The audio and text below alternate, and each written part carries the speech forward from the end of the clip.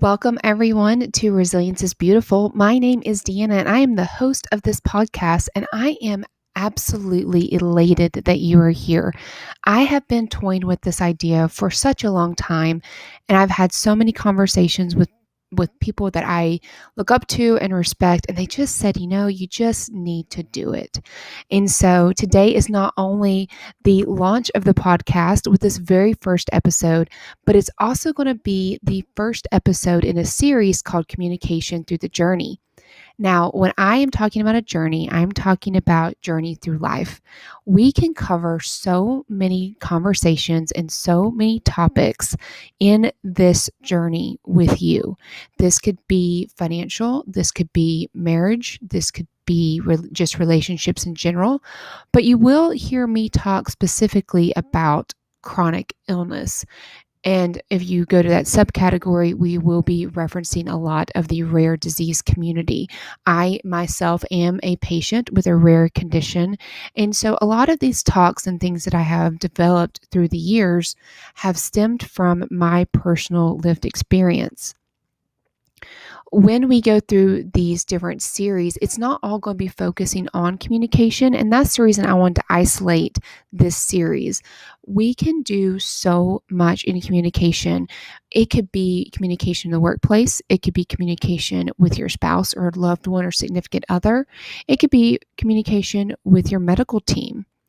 We have so much that we have to cover, and that's why I thought it would be a great time to put this into a series and kick off this podcast in this way. So, as you see from the title, we're going to be talking about 3 specific questions that are going to help you set healthy boundaries in your communications with others. When we talk about advocating for ourselves, whether it's for physical or emotional needs, we have to actually have an internal dialogue with ourselves that's going to help us navigate that communication with the other person, because there is a time and place where that conversation needs to end, and it needs to end respectfully and walk away. So with these 3 questions I'm going to give you today, we're going to go through different scenarios with them. And hopefully you can take something out of this podcast today and say, you know what, with these 3 questions, I'm able to save relationships, make a more immediate and direct approach to a conversation that is healthy in multiple manners and in different perspectives. But also it's going to be healthier for you and your mental health going forward with that person. And so we will continue this conversation about moving forward with the person in the next episode. So we're going to just jump right into it because I feel like we do have a lot to cover. If you don't already follow me on Instagram, I do have an Instagram called Resilience is Beautiful. And you will notice on one of my postings that these 3 questions are located there. And these 3 questions developed again, like I mentioned earlier, from a talk that I developed for a group of people. And then recently I was a guest on a podcast, which I can't wait to tell you guys about later, where I had been asked about these 3 questions and to kind of expand upon them, but I really didn't get down into the nuts and bolts of these questions and just really dive deep. Let's go ahead and break those down. So when we're talking about communication, we're going to be talking about, you can apply these 3 questions to anyone that you talk to on a daily basis. It could be someone that you are at work with. It could be someone that you're in a relationship with. It could be someone that you have no idea who they are in a public setting. So that could be the airport. It could be the grocery store. It could be at the mall. Literally, we communicate all day long as human beings. And so therefore, these 3 questions are going to apply in every scenario. But how you use them and how you move forward with those individuals is going to be different case by case.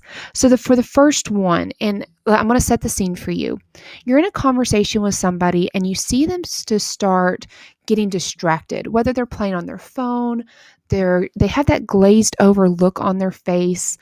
They're listening to you, but you don't feel like you're really being heard. You don't feel validated. You could be going through something very trying in your life and you're explaining some very intimate details and struggles that you're going through, and you're just wanting them to hear what you're saying, but you just feel like you're hitting a wall with them. And sometimes those individuals will even just drastically change conversation. My husband and I have an inside joke. We call this whiplash.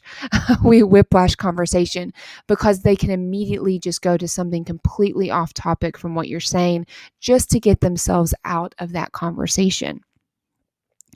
So the first question is, why am I fighting to get them to hear me? And I'm just going to pause for a moment because I'm sure that you have a conversation that you either have had previously, or you might actually be in an ongoing conversation with someone where you've taken a step back and you're taking a break and you're reflecting to go back to that person.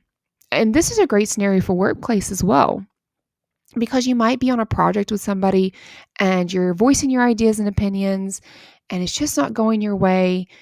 And you're sitting at your desk going, why am I fighting so hard?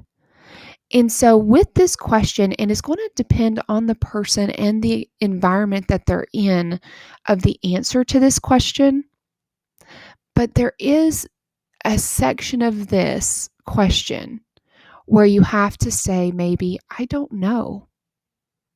I'm in this conversation. I got into this conversation and I just don't know why I'm fighting so hard, because in the long run, it doesn't matter to them. And depending upon what you're arguing about or discussing, in the grand scheme of things, does it really matter to you to continue to push that boundary into the unhealthy, to where it's going to be damaging not only to the relationship but to yourself? Because if you are struggling with chronic illness, a lot of times these type of flare-ups or conversations that get heated or emotional, they cause actual medical flare-ups. And so they can be detrimental to your health in more than one aspect. So sometimes you have to say it doesn't matter in the grand scheme of things, and you need to walk away. And that is the hardest thing that you can do. But it's also shows so much character in who you are, and that you're providing not only healthy boundaries for you, but also healthy boundaries for them. Which is going to lead us into our next question, question number 2. When you have that glassed over look, that glazed look in their eyes, or they're playing on their phone and you don't feel like you're being validated, or they give you that whiplash changing conversation, you need to ask yourself, why are they shutting down?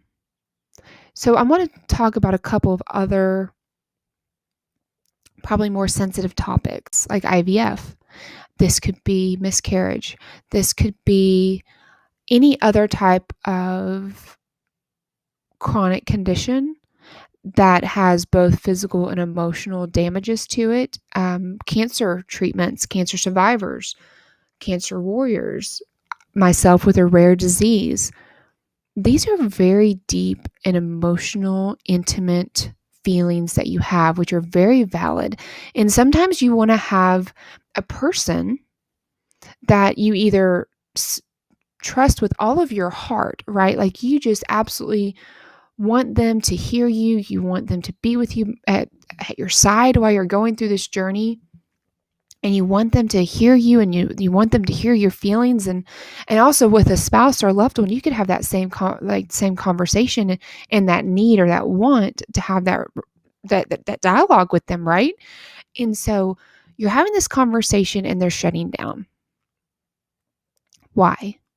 Why are they shutting down? If you are someone going through a journey and you are speaking to someone that has had a similar lived experience that you are currently going through, they themselves still might be on a healing journey. They themselves are probably going through different things in their life, or they're relapsing into PTSD moments. They are triggered by the things that you're saying that's making them have flashbacks that are uncomfortable, and they themselves are not at the healing point to be able to navigate this dialogue with you. And so they are not in a place that they can be your support for you. The problem with that for us as the person that is yearning for that connection, because we want it so badly, is we're so caught up in our own emotional journey that we disregard those warning signs from the other individual. These other dismissive signs of playing with your phone, changing conversation, almost even having ableism comments or gaslighting, even though maybe not even intentional, but just trying to get off topic, is because they themselves are hurting too.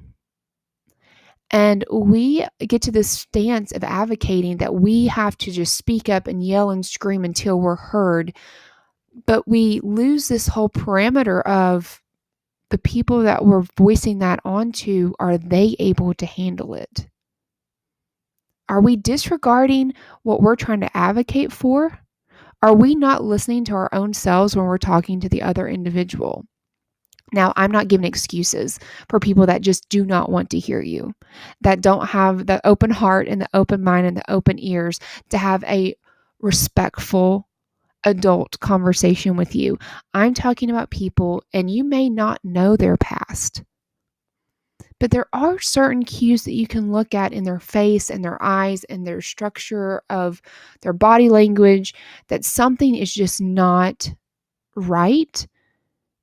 And we need to take a beat back and just say, I'm going to try to revisit this later. And that might be all you need. You may just need to revisit it at a different time. But there are some times if you do try again, and on very intimate, deep, emotional topics, if you try a second time and they're still not to the point that you feel like you are needing that comfort factor from them, or that dialogue or that back and forth or that round table, that might not be the person that you need to be using as your support person.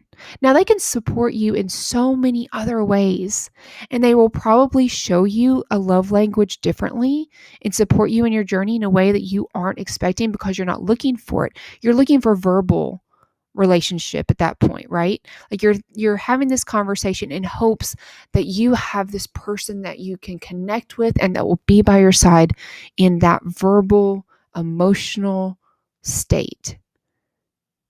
But they may do it in other ways. And if you're not looking for the other ways, you won't appreciate them. Such as they might bring you food. They might bring you a meal. They might bring you clothes or books or whatever the case may be. They may try to show you in other ways that they're being supportive without ever bringing up the journey that you're on. So keep your eyes open for that, because that is such a telling thing that yes, they are a part of your support system, but they're just in a different capacity and category. So again, let's not be the community for advocating for mental health and physical health and not be on the lookout for when others are in need as well. I think that's so crucial. Save that relationship and don't let it break on something that you yourself weren't being respectful and eye-opening towards. Make sure you're looking out for their healthy boundaries as well. The third thing that I'm going to kind of end with, I've had this dialogue. I've had to turn around and say, I need to end it. I need to end this conversation. And I'm never going back to it. I'm never going to bring up my condition. I'm never going to bring up my hurt or my emotional struggle or my mental health with this person, because they can't handle it and they're not wanting to listen. Or they may fall into that category of they themselves are going through something. But I'm talking about the people right now that just don't want to hear you. The third question is, will this make a difference in my plan of care or treatment plan? So when you're out in public and you're having a conversation with somebody and they start making ableism comments or gaslighting, or they are saying things that are demeaning, or it's just going really bad, right? It's just, there's no coming back from the conversation you're having. I have had two scenarios. One, the answer to this question is no. They do not impact my plan of care or treatment plan. They are not keeping me from something that is medically necessary. Therefore, I turn around and walk away. Again, this is something that I applaud for anyone who is able to walk away in a respectful manner and just say, I'm done. They're not listening. Their eyes, their heart, their mind are not into this conversation. They're not wanting to be educated. They're not wanting to learn. Therefore, I'm going to walk away. The second scenario in a public setting is I have had someone block me from medical devices that I have needed because they did not believe me, because I have an invisible illness. They were blocking me from my treatment or medical needs and my plan of care. And in my plan of care, it does say a wheelchair. And so I was trying to get a wheelchair, and they were very disrespectful about it, and they were very demeaning, and it really took a toll on me. So then, yes, in that scenario, I fought for my right, and it took everything out of me. So here, you can see how this particular question truly can go two ways with someone that you have no emotional ties to whatsoever. Now, I'm going to flip that over. If you are having this conversation with a medical provider, and you are either divulging details about, your quality of life, your day-to-day living, and you're not being heard, I have found in my personal experience which details are going to impact my plan of care. Details that are not going to impact my plan of care that I do see as not getting looked at as deeply, I have started to not be as vocal about. I am vocal about it in my support groups with other people in my journey, that it does matter for research and development of new medications and trials. Yes, absolutely. I give every single detail to that. But when it comes to my very short, limited amount of time with face-to-face with that doctor or medical provider, I am going to be giving the details that are going to directly and immediately impact my treatment plan or plan of care.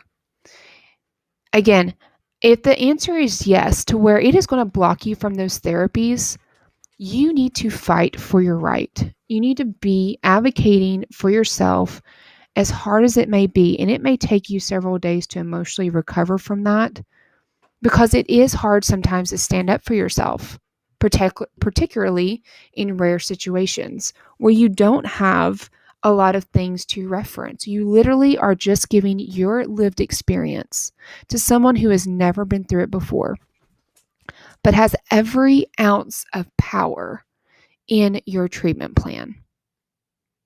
So again, use that energy in those conversations. Use that emotional and sometimes hurt. Push it out of yourself and deliver the dialogue and the message that needs to be heard, and fight for that time to communicate. So if we look back, we're really setting boundaries of where to use our energy. We are setting up those parameters to say, in this scenario, it is or is not blocking my treatments, medication, plan of care, or therapies. In this situation, it isn't blocking those therapies and much needed medical devices. Therefore, I need to conserve and hold those relationships to a standard that I respect, and look at the other person who's receiving the information and say, can they handle it? And are they in the right position to be in that spot for me in my lamenting or in my anger or my frustration, in my sadness? And respect that person, and their lived experience of what they've been through. They may be at a point where they cannot communicate that to you, that they may not even know that they're being dismissive because of those feelings that they have. That's okay. And we need to show grace and mercy to those in those conversations. That is so powerful. We have a lot of things that happen in our journeys that we have absolutely no control over. I could sit here and make a list that would just go on for pages and pages and pages. of things that I cannot control in my medical journey currently. But what I can control and what I'm learning to be proud of is I have the power to control my immediate environment. And that has a lot to do with how I communicate and who I communicate with, how I communicate it, and where I communicate it. And so, as we go through this series, we're going to be talking a lot about all those different aspects of communication and where do we go from there. Now that we've answered those questions and we have to move forward with all those different groups of people in our lives, what's the next step? Where do we go from here? So I just want to thank each and every one of you for being here today. I want to thank you for being on the very first episode of Resilience is Beautiful. I'm excited. I'm energized about what this is and where it's going to grow and bloom into. I think it is something that I really am going to enjoy, and I hope that you will join me along the way. I do not have a specific schedule yet. I am going to have to figure that out with my infusion schedule. For those of you that don't know, I do receive infusions every month, and so that is ongoing. So I'm trying to figure out what is going to be the best recording options for me. And I will communicate that on my Instagram and on here in the next episode. So until then, I hope that you guys have a wonderful day, a wonderful week, whatever day you're listening to this on. And I really look forward to having you back for the next episode in season 1 of Communication Through the Journey. And just remember, resilience is beautiful, and so are you. I'll see you next time.